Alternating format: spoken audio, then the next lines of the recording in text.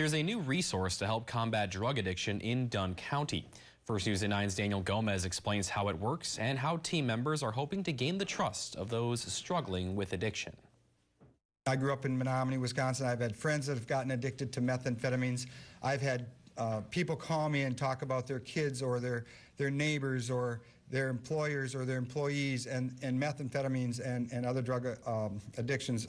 We have to get a handle on it. Mayor Randy Kanak, along with the Menominee Police Department, unveiled Project Hope. And one component of the program is something Police Chief Eric Atkinson says will help the county get a handle on the drug abuse issue. The Quick Response Team is a team made up of law enforcement, social workers, peer advisors, paramedics. Project Hope was designed based on 4 strategic pillars: prevention, treatment, harm reduction, and enforcement. One concern is reaching out to people dealing with drug abuse beyond city limits. Officers with the Menominee Police Department will have to get permission from the county sheriff's office and be paired with one of their deputies. They're in plain clothes.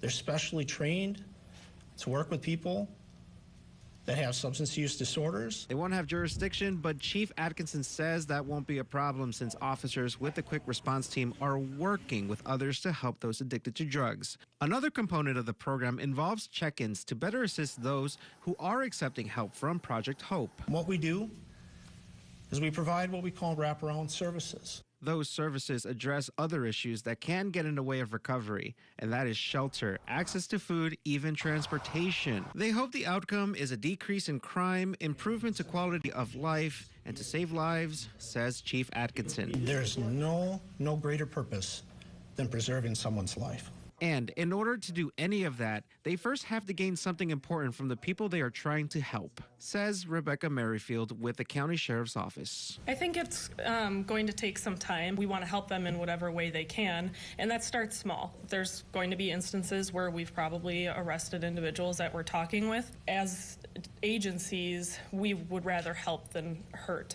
Convincing those with a drug addiction that law enforcement is there to help will be hard, says Aaron Berg with the Menominee Police Department, due to the fear of arrest and prosecution. I think it's critical to understand that this is a component of the overall problem. And, you know, this is not going to replace drug enforcement. It's not going to replace the drug investigations that those investigators are out there working. Chief Atkinson says there are programs to help those getting out of incarceration get back to their lives, but the state of conviction is something his department can't help with. That's handled through either the circuit court or the state, depending on which level you want to make those changes. Unfortunately, we don't have that power to be able to do that. For now, he says drug offenses are handled at the discretion of officers. In Menominee, Daniel Gomez, First News at 9.